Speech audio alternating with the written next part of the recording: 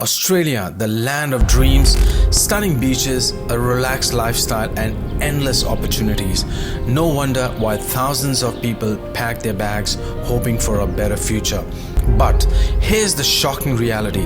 In year ending June 30th, 2024, over 221,000 people left Australia. What went so wrong for them? Why did they leave? And more importantly, could this happen to you? In this video, through our story of dreams, struggles, disappointments, failures, and what we achieved, I'm going to share the pros and cons of moving to Australia. I'm not going to sugarcoat anything. This is my honest and brutal opinion after living here for 10 years and talking to people who have moved and making those mistakes ourselves. This is our story. But before we move, I'm going to share some things that you might not agree with, and that's okay. But hear me out. This is purely my personal opinion based on my experiences. In this video, I'm going to talk about pros and cons of migrating to Australia and how this might apply to your situation and lifestyle. Now, after living in Australia for 10 years and talking to so many people who have moved here, I have found 5 important things that can help you figure out if this is the right move for you and the family. But here's the thing, if you don't know all 5 of these, you could miss out on an amazing opportunity or end up making a huge mistake. Don't risk it. It's a must know. I will also give you a 4-step roadmap with actionable tasks that will make this transition smoother. But the key is to apply all 4 steps, because if you skip even one, the whole strategy falls. Let's get started. Now here's a quick disclaimer, guys. This video is going to be around 27 minutes. So if you don't have the focus to watch the video for that long, even though it can answer all the questions that you wanted to know, I would probably just click off now. But for those who want to succeed and achieve the dream outcome, watch this all the way through and implement the things I'm about to reveal to you. So get yourself a coffee and let's dive in. Did you know that in 2023-24 alone, a staggering 446,000 people moved to Australia? That's not just a number, it's a proof that there's something incredible about this country. So what makes Australia such a magnet for people around the world? This first one is by far the most important and yet also most overlooked. Have you stopped to ask yourself, why are you really making this move? I will tell you later why this question is important, but why did I decide to move? For me, it was all about wanting something better, a safer environment, a great education for my kids, and overall better opportunities for my family. When we first landed in Australia, we didn't know what to expect. Everyone kept saying the quality of life is amazing here, but what did that actually mean? It didn't take us long to find out. The cities are clean and safe. Melbourne is ranked number 3 best in the world, Sydney number 7th, Adelaide 11th, and Perth at number 15th. I have lived here for 10 years now, and I can honestly say these rankings are no joke. One day we decided to explore the coast. We ended up at a beach that looked straight out of a postcard. Soft sand, clear water, and friendly people. That's when it hit me. This is what quality of life feels like. Safe cities, stunning beaches, and endless opportunities for family to grow and thrive. Now here's the thing, guys. There are few parts to this puzzle, and the last one that's really game changer and going to surprise you in a big way. We were surprised. We didn't expect it to be so multicultural, but within our first few weeks we met people from India, China, Greece, Italy, you name it. That's when I realized Australia doesn't just welcome diversity, it celebrates it. It's just a great feeling to be part of a place where everyone's culture is valued. My kid has grown up trying different cuisines and learning about so many traditions. It's been an incredible experience. Now I will admit we were nervous about education when we moved here, but we were blown away. Schools here are amazing, teachers are highly trained, and it's not just about academics. Kids are encouraged to be creative, excel in sports, and learn life skills. Guys, let me tell you about my daughter's kinder experience. She was only few days in when she started loving it so much that she didn't even want to stay home anymore. When are we going, Dad? Became her favorite question. But the real surprise came at the end of the year when we met her teacher, thinking it'd be just a quick chit chat. She handed us a report that was next level detail. It wasn't just numbers or grade, it was her daily activities, her progress, even little things about her personality that we didn't notice ourselves. The kind of care and supervision blew my mind. It showed me how invested they are in each child. But there is one factor that, in my opinion, truly sets Australia's high quality of life, and honestly, it might just be the biggest reason why living here feels next level. Before the move, my life was all about long hours at work, even weekends sometimes. Traveling, forget about it. I was always exhausted, and honestly, I used to wonder, will this ever change? But when I moved to Australia in 2014, everything flipped. And you won't believe what I'm about to say. It wasn't the beaches or chill vibe. It was the Australian work culture. You heard me right. I was so surprised because I wasn't used to this at all. Now guys, I will share my story. So my partner has been in India for over 2 months now because her dad is going through a medical treatment. That's left me here managing everything. My daughter, the house, her activities, full-time job, and YouTube. The other day I was talking to my boss just casually mentioning how things have been pretty challenging, and guess what? She looked at me and said, Raj, I know it's tough. Don't worry, we got your back. Guys, I could not believe what happened next. She went and got me an exception to work from home as long as my partner was away. It meant so much, and honestly, I didn't even know how to thank her for making things so much easier for me. Now here's the thing, most employers genuinely support work-life balance. There are exceptions, but overall the focus here is clear. You work to live, not live to work. Flexible hours, generous leave policies, and culture that actually encourages you to take time off to recharge. It's real here. And here's something that might surprise you. Australia ranks 8th best in the world for work-life balance. Now, no talk about moving to a new country is complete without diving into the real challenges, right? Now I'm going to break down the biggest struggles of moving to Australia, and trust me, some of these might catch you off guard. Missing any of these could cost you big time. So stick around because you need to hear this. Quick disclaimer, there might be few things I say that some of you might not agree with, but that's totally cool. Just keep in mind, it's just my personal opinion based on my experience. Your situation could be totally different. So here's the thing guys, high quality of life, amazing beaches, laid back vibe, they all come with a price tag which can be costly, and I think this is the biggest con, especially for people who are migrating. Things like rent, groceries, and just everyday stuff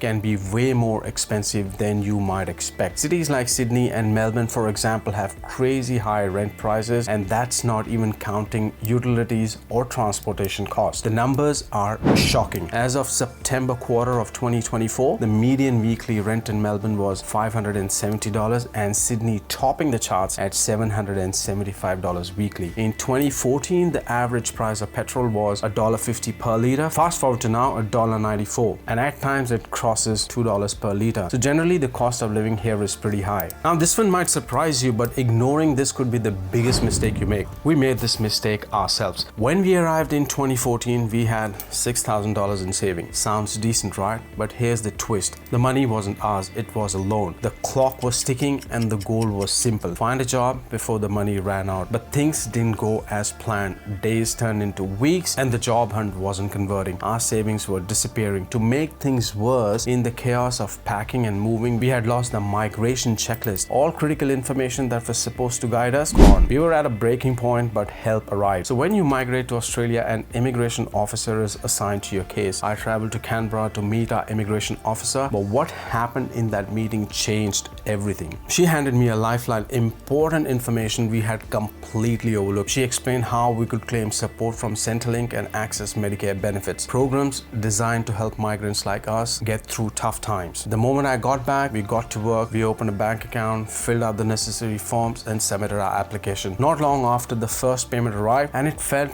like a miracle. That money covered rent, groceries, and essential, and gave us time to focus on finding jobs. And guys, this should be your priority number one as soon as you land. Get your account open, go to Centrelink and apply for the childcare and Medicare benefits. Please don't get me wrong, this isn't exactly a con. Part of what makes high quality of life here so great. But without the right support or planning, the cost of living here can really catch you off guard. Now, because we didn't have a steady income or a job, it led to another problem we weren't prepared for, and you will definitely struggle with that too. We thought finding place to live would be simple. Well, let me tell you, it wasn't just hard, it was a nightmare. We applied for 10 different properties, and guess what? Rejected for all 10. We didn't know about these until a friend told us the reason why we were getting rejected. No rental history, no steady Australian income, and no local references. These were the barriers we didn't see coming. We had no option but to make this work, so we made a plan of action. Got our Centrelink benefits sorted, which resulted in showing a steady income in the bank account. Reached out to a few of my friends and got the references sorted. We felt we were winning, but then another hurdle came through. Now you see, finding a rental in Australia means attending open houses and inspections, which can be time consuming, especially without a car. Yes, we did not have a car. We were 100% dependent on public transport. The distances between properties were large and public transport was impractical when you are racing against time. The requirement of the hour was to plan and be strategic. We mapped out the inspection schedules in advance and rented a car for 3 days to visit 8 properties at that time. All the hard work paid and we were approved. But here's the thing. You might might have to consider living in a shared house with another family, which we did too. 100% can help you save those dollars because it's cheap, but it did not work out for us. While it's a common practice in Australia, the real question is, can it truly work for you and your lifestyle? The next thing that I'm going to tell you is something a lot of people get wrong, but it's crucial for staying on track and landing you the job you want. I thought landing a job in my field would be straightforward. After all, I had years of experience and right qualification, but the reality hit hard than I expected. Job application went unanswered, interviews felt like dead ends, and I started questioning whether I had made the right decision. So here's the thing, guys, the Australian job market is different. It values local experience and connections. It wasn't just about what I knew or how skilled I was, it was about who could vouch for me and how well I understood the local work culture. At one point, I wondered if I'd ever break through. It can be hard to find your first preferred job position. But then I made a shift. I leaned into the entry-level opportunities and started small. From there, the doors started opening and I eventually landed the position closer to my goals. But don't you worry, I have some amazing tips which I will cover in the 4-step roadmap later down the video. The next one I'm going to talk about might seem like a common sense, but it's overlooked by many, and it has been a deal breaker for a lot of people. I know a lot of people who came here, went back, or were deciding to make a move but never did. We were excited about the opportunities Australia promised, but there was one thing we hadn't fully prepared for, something that turned out to be one of the biggest adjustments of a life. You see, back home life was so much easier. We had help for almost everything: cleaning, cooking, even mowing the lawn. It wasn't luxury, it was just how life worked. But here it was a different story. The first few months felt like a roller coaster. Suddenly we were doing all ourselves, scrubbing the floors, managing the laundry, maintaining the garden, juggling the work with kids activities. It felt there weren't enough hours in the day. In those early months, when every dollar counts, hiring domestic assistants simply wasn't an option. I remember wondering if this was the lifestyle we could sustain long term. Was this new life worth the trade-off? And here's the thing, adjusting to this change can be tough, and it has been a deal breaker for many families. I have seen people move here with high hopes only to return because they couldn't handle the workload. So before you make a move, ask yourself, are you ready for this shift? Don't get me wrong, you will get help if you need. I know a lot of families who pay and get domestic help, but let me tell you, it's expensive. Complete house clean can cost you between $30 to $50 per hour. We pay $85 for lawn mowing every 15 to 20 days for our holiday house. And what we didn't anticipate was one thing that would almost derail our plans entirely. The moment we started looking into it, the reality hit us hard. Yes, I'm talking about the childcare. The cost was staggering, especially in major cities with rates soaring as high as $20 an hour. The number add up really quickly. At the time, only one of us was working and every dollar was stretched thin. This wasn't something we could ignore. It forced us to make tough choices, sacrificing other expenses, adjusting work hours, and leaning on each other to make it work. We could not afford childcare center when we moved. It was expensive for us, and I was the only one working at that time. What we did instead, we looked for a family daycare. Now, family daycare is an excellent alternative for parents seeking quality care at lower cost. In this setup, childcare is provided in the caregiver's home, creating a more personal environment for your child. This option is particularly appealing because it tends to be more affordable than the traditional daycare centers. Additionally, the family daycare providers often have flexible hours accommodating parents with non-standard work schedules. Whether you need part-time care or occasional extended hours, family daycare is a versatile and cost-effective options worth exploring. And the easy way to find them would be through the community Facebook groups. The next one I'm going to talk about is critical if you have kids, and especially grown up. This is important for their well-being and future. I have not seen this spoken about often. If you're migrating with grown-up kids, you might have to keep these important points in mind for their well-being, especially if you are moving from a non-English speaking country. It can be hard for them to adjust to the changes, and they will surely face these challenges. Language can be a big challenge for them. They can find it hard to understand Australian accents and slang, which often can leave them confused. It can also be difficult at times understanding lessons in schools or university. Making friends can be tough. They might feel shy and nervous in the new social situations, unsure of how to start conversation or join group activities. It can hit harder because they miss their close friends back home. Another important thing to keep in mind, guys, the education system in Australia is very different. Homework and assignment can be harder to understand, and the teacher style can be unfamiliar. The way we were taught in education educated is completely opposite to what happens in Australia. Let me give you an example. In our country, we start to learn writing first. However, here in Australia, there is more focus on kids reading before they can jump on writing. Now, here are a few tips which will definitely help them. Enroll them in sports or extracurricular activities they enjoy. It's a fantastic way for them to meet like-minded people, build friendships, and feel part of the community. Now, this one is very important, guys. Kids will need your support and most importantly, your time during this crucial stage. Be present for them and encourage them not to give up. The more time they spend in their new environment, the more comfortable they will become.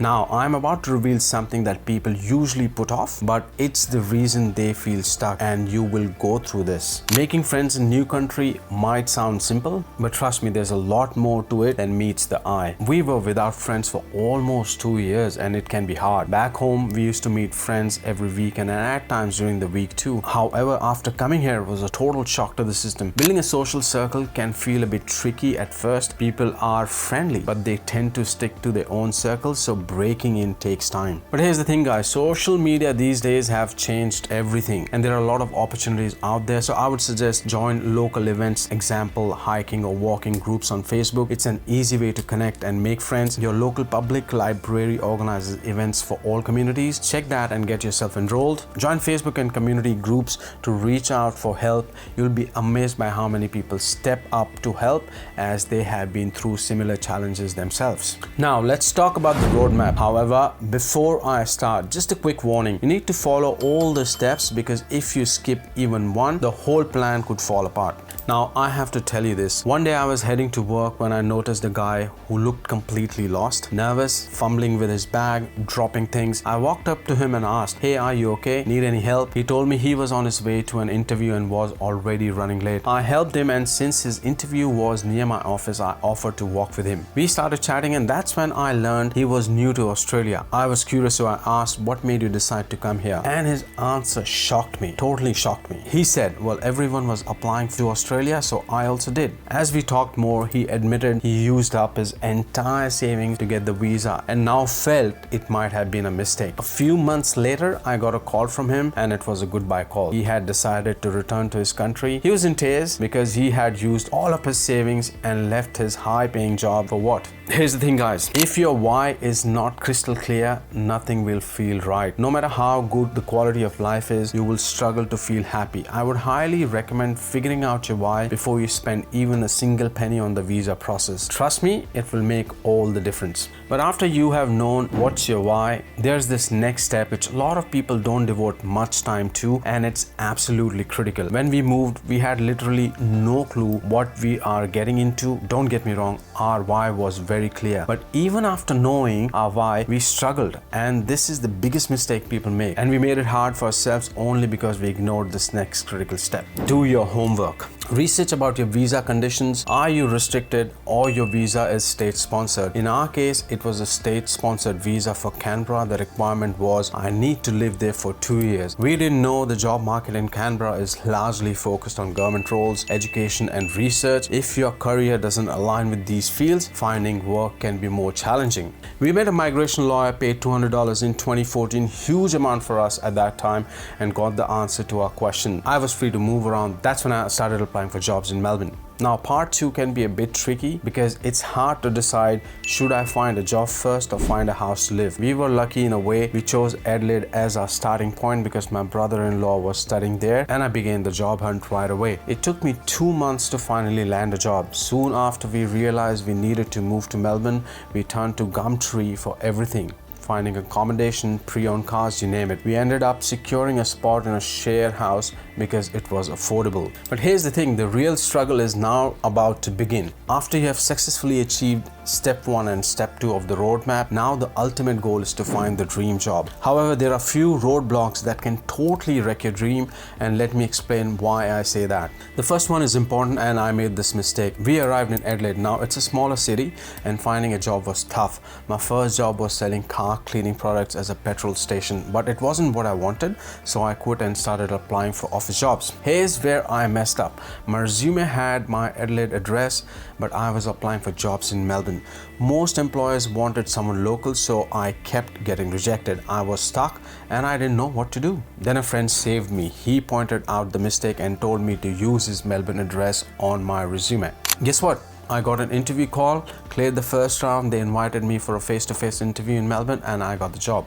Now, as soon as you receive a visa, it's a great idea to start researching the job you want. However, I would not recommend applying for jobs before you move. Most employers will want to know where you are located and prefer candidates with local contact details. Some companies have strict hiring criteria, like if your resume has been rejected once, you won't be able to reapply with them for a period of 6 to 12 months. If you are with a global company, try securing a transfer. It is easiest way to bypass the initial job hunt. If they have offices in Melbourne, look for opportunities if you can take a transfer. Now, this is the biggest one, guys. Check your connections on LinkedIn, Facebook, Instagram, and all the other social media apps that you're on and see if you can find people you have worked with before or you know who are now in Australia. Reach out to them for support, as having a reference is one of the quickest way to land a job here. Be open to entry-level jobs or volunteering to gain local experience. That's exactly what we did, made our way up. I have so many examples where my friends have moved back because they could not find the comparable jobs they were looking for.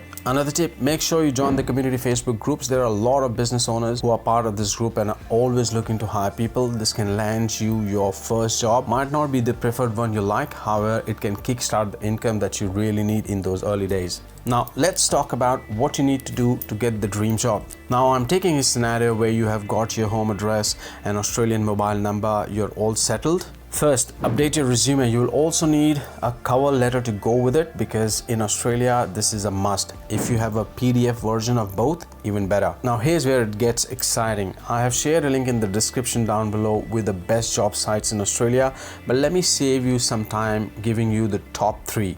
Seek, LinkedIn, and Career One. Upload your resume and cover letter to all these 3 platforms to maximize your chances. But here's the game changer, and I will share this with you. LinkedIn is your golden ticket to finding a job fast. But there is one common mistake people make, and I get it, every dollar counts when you have just moved, but I can't recommend enough. Get the paid version of LinkedIn when you are ready to job hunt. I've been here for 10 years and every job I have landed was thanks to LinkedIn. The paid version gives you the direct access to recruiters and hiring managers, which means you can message them directly, plus it doubles your chances of success. When you're ready, update your LinkedIn profile, switch your status to open to work.